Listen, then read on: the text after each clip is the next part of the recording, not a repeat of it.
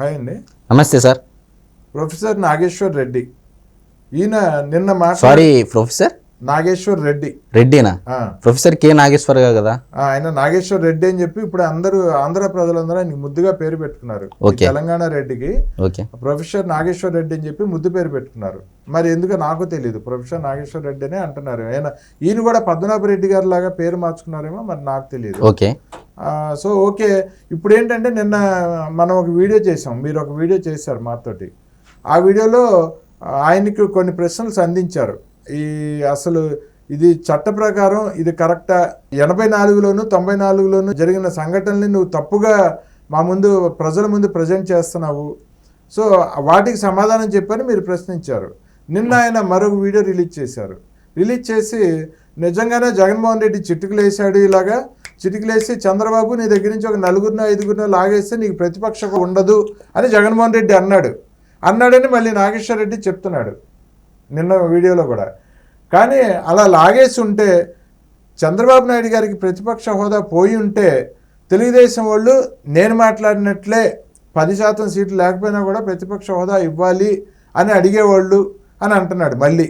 So ఆయన ఏ ఉద్దేశంతో ఇలా మాట్లాడుతున్నాడు, దానికి మీరు ఏ విధంగా కౌంటర్ ఇస్తారు? మళ్ళీ ముందుగా మీరు ఏదైతే ప్రస్తావించారో ప్రొఫెసర్ కె నాగేశ్వర్ రెడ్డి అనే మాట అయితే ముద్దుగా పెట్టుకున్నారనే మాట అయితే నాకు తెలియదు. కానీ ప్రజలు ముద్దుగా మామూలుగా అతను ప్రొఫెసర్ కె నాగేశ్వర్ అనేది ప్రాచుర్యంలో ఉందనే మాట అయితే వాస్తవం 2 తెలుగు రాష్ట్రాల్లో. మరి అతను నిన్నటి TV5లో కూడా కూర్చొని పుస్తకాలు పట్టుకుని వెళ్ళి డిబేట్లో కూర్చోవడం జరిగింది. హైకోర్టు అడ్వకేట్ అయినటువంటి ఉమేష్ చంద్ర గారు సరైన సమాధానం కూడా చెప్పడం జరిగింది. మనం ఏమైతే అంశాలు ప్రస్తావించామో ముందు అంటే కిందటి వీడియోలో అవే అంశాలు ప్రస్తావించడం జరిగింది. అసలు చంద్రబాబు నాయుడు గారు తాను ఊహించి, అంటే చంద్రబాబు నాయుడు గారు కూడా ఏం మాట్లాడతారో ఇతనే ఊహించి ఇతనే ఆ జవాబు ఇవ్వడం అన్నమాట. అంటే గతంలో జగన్ చిట్టుకేస్తే చంద్రబాబు నాయుడు గారికి ప్రతిపక్ష హోదా పోద్ది అని అన్నాడు. ఆ విషయం అక్కడి దగ్గరికి వచ్చేదలికే సరే అసలైన విషయం బయటకు దారి తప్పుతుంది కాబట్టి ఆ విషయం పక్కన పెట్టు అని చెప్పి డిబేట్లో స్టార్ట్ చేశారండి. ఇతను చేసిన తప్పులు ప్రస్తావించలేదు, అసలైన విషయం దారి తప్పుతాదండి అవి ప్రస్తావిస్తే అన్నట్టు మళ్ళీ ముందుకు వెళ్ళడం జరిగింది. నిన్న TV5 డిబేట్లో TV5 మూర్తి గారి యొక్క డిబేట్లో పాల్గొన్నాడు నిన్న. మళ్ళీ ఏదైతే ఆయన చెప్తా వచ్చాడో సెక్టర్ అనే బుక్ ఆథర్ అని చెప్పేసి రాశాడని చెప్పేసి ఒక ప్రస్తావించాడు. అలాగే హిందూ ఆర్టికల్ PDT ఆచార్య మొన్న రాసినటువంటి ఒక ఆర్టికల్, ఈ 2 పట్టుకొని నేను పట్టిన కుందేలుకు 3 కాళ్ళు అన్నట్టు వితండవాదం చేస్తా కూర్చా ఉన్నాడు. మరి నేను చెప్పేది ఏంటంటే 3 అంశాలు ప్రస్తావించాడండి ఆయన.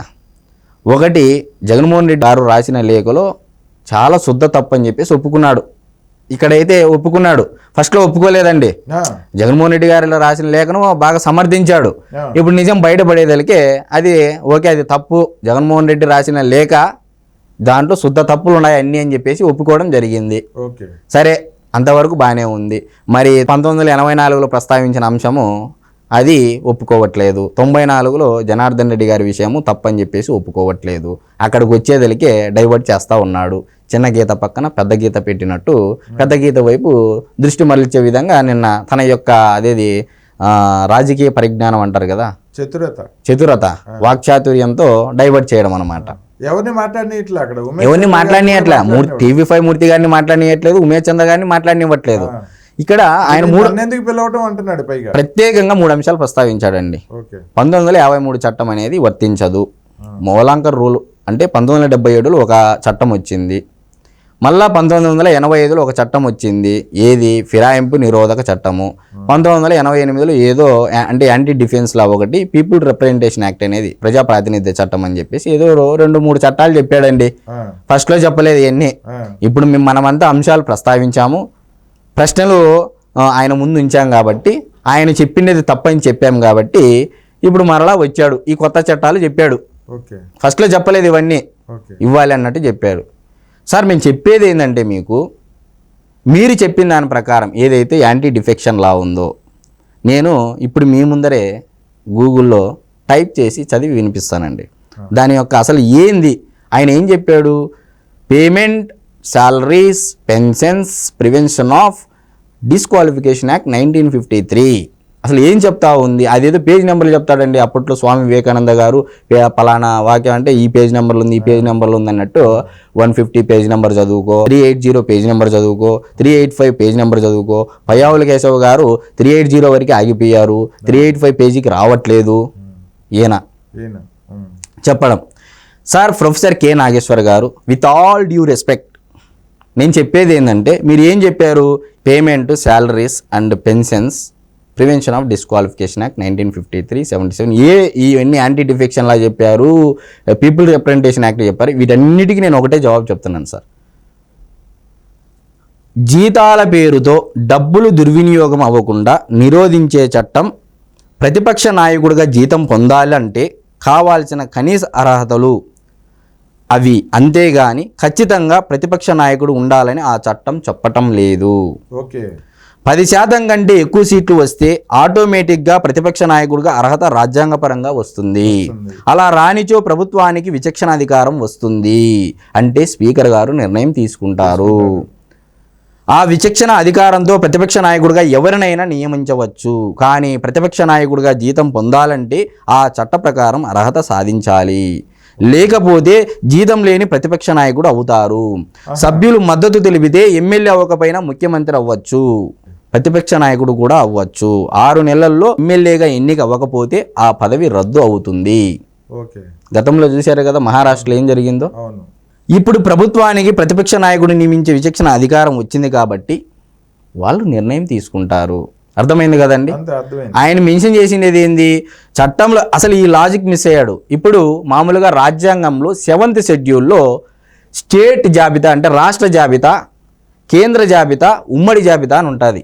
State list, centre list, conquered list. మరి ఉమ్మడి జాబితాలో ఇప్పుడు 1953లో ఆంధ్రప్రదేశ్లో ఒక చట్టం చేయబడింది, మీరు చెప్పడం జరిగింది.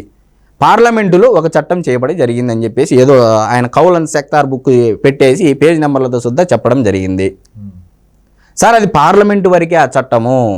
ఒక రాష్ట్రం చేసినటువంటి చట్టానికి, ఒక పార్లమెంటు చేసిన చట్టానికి కాన్ఫ్లిక్ట్ వస్తే ఏ చట్టం మనం ఫాలో అవ్వాలనే ప్రశ్న ఉత్పన్నమైనప్పుడు మరి పార్లమెంటు చట్టం అమలైతే మళ్ళీ రాష్ట్రం చట్టం ఎందుకు చేసింది? నా డౌట్ ఇక్కడ. 2014లో ప్రతిపక్ష హోదా రాలేదు, మాకు ప్రతిపక్ష హోదా ఇవ్వాలని కాంగ్రెస్ పార్టీ సుప్రీంకోర్టుకి వెళితే చీఫ్ జస్టిస్ ఏం చెప్పారు? మేము దాంట్లో ఇన్వాల్వ్ కాము, అది ఆ రాష్ట్ర ప్రభుత్వానికి, అంటే ఏదైతే మీరు చేస్తున్నారు ఆ చట్ట ప్రకారము స్పీకర్కి నిర్ణయం వస్తుంది ఇవ్వాలా లేదా అని చెప్పేసి క్లియర్గా చెప్పడం జరిగింది సార్. నేను పట్టిన కుందేలకు 3 కాళ్ళు అని చెప్పేసి అన్నట్టుగా మీరు పదే పదే జగన్మోహన్ రెడ్డి గారికి ఇవ్వాలి, జగన్మోహన్ రెడ్డి గారికి ఇవ్వాలి అని చెప్పడం జరుగుతూ వస్తూ ఉంది. ఇది ఎంతవరకు సమంజసము? రాష్ట్రమా కేంద్రమా ప్రతిపక్ష నాయకుడికి జీతం ఇచ్చేది, జీత భత్యాలు ఇచ్చేది రాష్ట్ర ప్రభుత్వం ఇచ్చేది. మరి కేంద్ర ప్రభుత్వము రాష్ట్ర ప్రభుత్వం లేని జాబితా అంటే ఇప్పుడు ఏంది? ఇది రాష్ట్ర జాబితాలోకి వచ్చేసింది అంశం. అవును, అంతే కదా. రాష్ట్ర జాబితాలోకి వచ్చింది. ఎవరండి? రాష్ట్ర ప్రజలు కట్టినటువంటి పన్నుల ఏవైతే ఉంటాయో ఆ పన్నుల నుంచి వీళ్ళకి జీతభత్యాలు ఇవ్వాల్సి ఉంటుంది.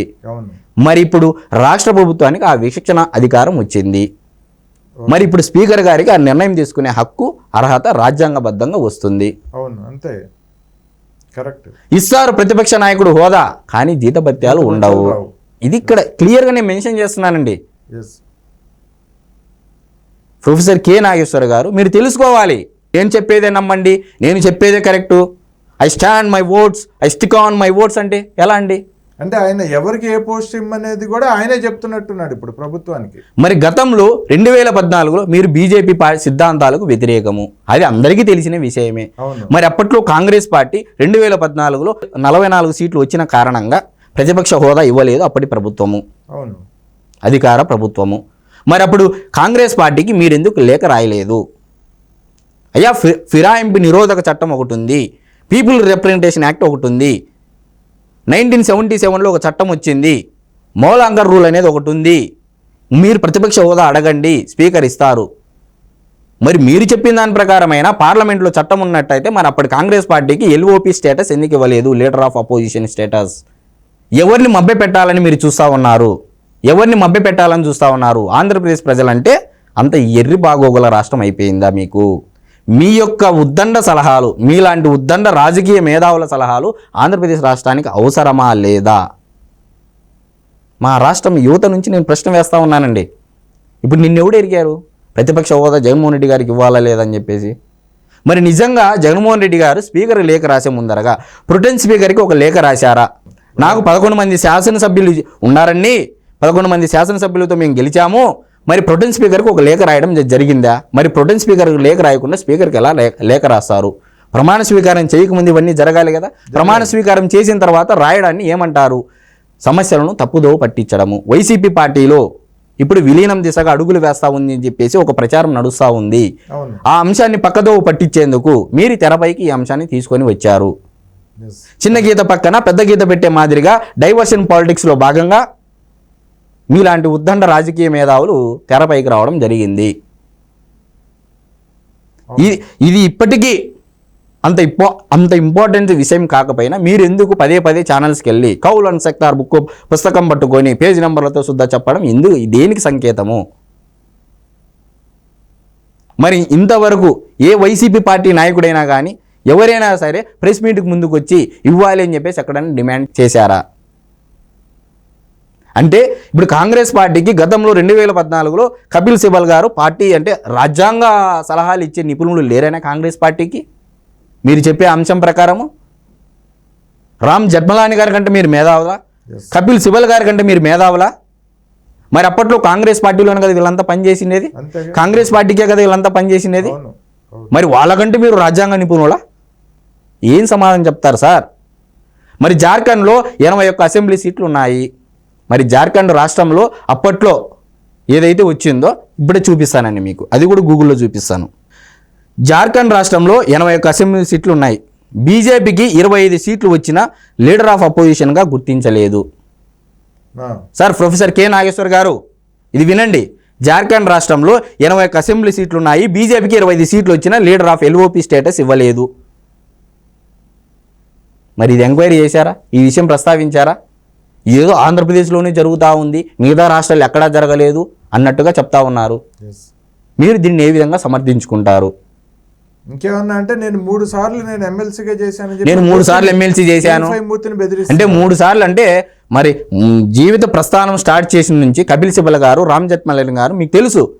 వాళ్ళు దేశంలో ఎటువంటి న్యాయ కోవిధులు అనేది, ఎటువంటి రాజ్యాంగ నిపుణులు అనేది ప్రతి ఒక్క వ్యవస్థకు, ప్రతి వ్యవస్థలో ఉన్నటువంటి ప్రతి ఒక్కరికి తెలుసు. వాళ్ళకంటే మీరు మేధావులా? సార్ చట్టంలో ఏం చెప్తుంది? ఆయన ఏమంటారు? ప్యారీ మెటీరియా అని చెప్పేసి ఏదో ఒక డాక్టర్ టెర్మినాలజీ ఒక పదం చెప్పారు, ప్యారీ మెటీరియా అని. ప్యారీ మెటీరియా అంటే ఒక అంశాన్ని ఒక కోణంలోనే మాత్రమే చూడకూడదు, 4-5 అంశాల పట్ల చూస్తే దాని అవగాహన వస్తుంది అని చెప్పేసి. సార్ మేము కూడా అదే చెప్తా ఉండేది. మీరేం చెప్పారు? ప్రతిపక్ష నేత అని చెప్పేసి 2 అబద్ధాలు చెప్పడం జరిగింది. 94 ఒక అంశము, 84 ఒక అంశము. మరి నేను ఆ విషయంలో కూడా ప్రస్తావించాను కదా. ప్యారీ మెటీరియా ఏదైతే మీరు టెర్మినాలజీ వారారు, ఇంగ్లీష్లో బాగా మాట్లాడతారు కదా, ఏవో 4 టెర్మినాలజీ తెచ్చేసి, మరి ఆ ప్యారీ మెటీరియాలో భాగంగా మనం మాట్లాడుకున్నట్లయితే మీరు చర్చించిన దాని 4 ప్రకారం మనం 4 రకాలుగా ఆలోచన చేస్తే, మరి ఇందాక చెప్పాను రాజ్యాంగము, 7th షెడ్యూలు, కేంద్ర జాబితా, రాష్ట్ర జాబితా, ఎవరికి నిర్ణయాలు వస్తాయి. మళ్ళీ 2014లో కాంగ్రెస్ పార్టీ సుప్రీంకోర్టుకి వెళితే చీఫ్ జస్టిస్ ఏం తీర్పిచ్చాడు. మరి ఇన్ని 4-5 రకాల అంశాలు మేము చెప్పాం కదా. ఎలా సార్ మీరు ఇలా? మరి ప్రొఫెసర్ కె నాగేశ్వర్ రెడ్డి అనే నామకరణానికి మీరు సార్థకత చేకూరుస్తున్నారా అని మాకు ఒక అనుమానం. అలాగే అనిపిస్తుంది ఇప్పుడు చూస్తుంటే. ఓకే అండి, చూద్దామండి ఈ ప్రొఫెసర్ నాగేశ్వర్ రెడ్డి గారు మళ్ళీ ఎలా స్పందిస్తారో. మరి ఆయన చేస్తూనే ఉంటారు, ఆయనకి ఇంట్లో వేరే పని లేదు. ఇక ఇలాంటి తప్పుడు వీడియోలు చేసి ప్రతి నెల జీతం తీసుకోవడం ఆయన కార్యక్రమం జగన్మోహన్ రెడ్డి దగ్గర నుంచి. సో నాగేశ్వర్ రెడ్డి గారు మరో వీడియో ఖచ్చితంగా రిలీజ్ చేస్తారు. దానికి మళ్ళీ మనం ధమ్కీకి ధమ్కీ, దెబ్బకి దెబ్బ, అబ్బకి అబ్బ, ఆయనకి మళ్ళీ మనం వీడియో చేద్దాం. మరో వీడియోలో మళ్ళీ కలుసుకుందామండి. నమస్తే.